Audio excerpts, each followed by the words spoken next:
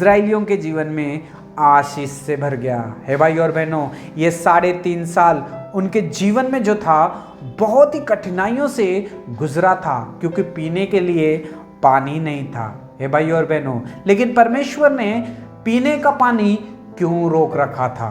हे भाई और बहनों, आपके और मेरे जीवन में भी बहुत सारे ऐसे कठिन कठिन परिस्थितियां आती हैं। बीमार होते हैं, डॉक्टर के पास दिखाते हैं जाके, और डॉक्टर को भी बदल देते हैं।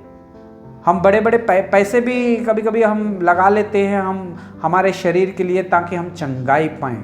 कभी कभी हमारे जीवन में जो है 3 साल 4 साल 5 साल बीत जाते रहते हैं, लेकिन चंगाई नहीं मिलती है। हम सोचते रहते हैं हमने क्या ऐसा कर दिया कि जो हमारी प्रार्थना जो है परमेश्वर नहीं सुन रहा है। कभी कभी हम सोचते हैं कि शायद परमेश्वर ने हमें छोड़ दिया है, वो हमें भूल चुका है। हे भाई और बहनों, इस तरह के सवाल जो है हमारे मन में आते हैं। हे भाई और बहनों, बहुत सारे लोगों के जीवन में जो है अकाल पड़ा रहता है, उनके घरों में और परिवारों में। वो इसीलिए होता है, कभी कभी परमेश्वर हमारे जीवन में जो है अकाल को लेके आता है। क्यों परमेश्वर हमारे जीवन में अकाल को लेके आता है? वो हमें नाश करने के लिए नहीं, बर्बाद करने के लिए नहीं। परमेश्वर इसलिए वो दिन हमारे जीवन में लेके आता है क्योंकि वो हमसे प्यार करता है। हमारा परमेश्वर का प्यार करने का तरीका जो है बहुत ही अलग होता है।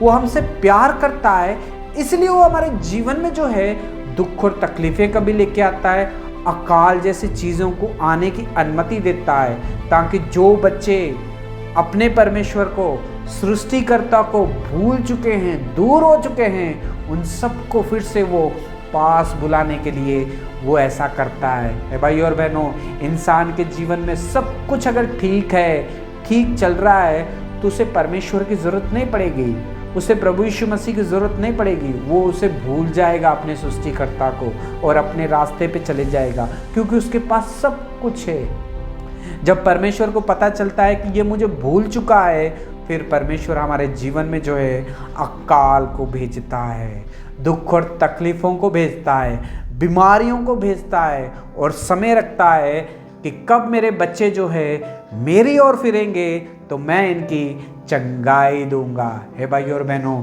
आज परमेश्वर इस वचन के द्वारा हमसे बात कर रहा है। कहीं आप भी बीमार हो, निराश हो और सोच रहे हो कि यार मेरी प्रार्थना परमेश्वर नहीं सुनता है, मुझे चंगाई नहीं देता है, शायद परमेश्वर ने मुझे छोड़ दिया है, मेरे जीवन में ही अकाल क्यों, मेरे जीवन में ही बीमारी क्यों, मेरे अंदर ही बीमारी क्यों है। हे भाई और बहनों, कितने लोग हैं दुनिया में, मेरे साथ ही ऐसा क्यों होता है करके हम सब जो है बहुत बार सोचते हैं। आपके साथ इसलिए ऐसा होता है क्योंकि आपसे वो प्यार करता है प्रभु यीशु मसीह। इसीलिए आपके साथ होता है क्योंकि आप ही के लिए उसने कलवरी की क्रूस को उठा लिया। इसीलिए आपके जीवन में ऐसा होता है क्योंकि उसने कलवरी की सलीब के ऊपर अपना खून बहा दिया। इसीलिए आपके जीवन में इस तरह से होता है क्योंकि उसने आपके और मेरे पापों को अपने ऊपर लाद लिया। हमारे जीवन में जो आने वाली शिक्षा थी, उसको बचाने के लिए उसने सब कुछ अपमान हमारे लिए सह लिया। अनंत जीवन का वारिस बनाने के लिए वो इसलिए करता है आपके जीवन में ऐसे दुख और तकलीफें, इसलिए लेके आता है ताकि हम उसे याद रखें, क्योंकि उसने हमसे इतना प्यार किया कि अपने इकलौते पुत्र को, प्रभु यीशु मसीह को हमारे लिए इस दुनिया में भेज दिया। हे भाई और बहनों, अगर हम पछतावा करते हैं, अगर हमारे अंदर जाने अनजाने में कोई गलतियां हो गई हैं, तो हम ये समय है परमेश्वर के पास वापस आने का।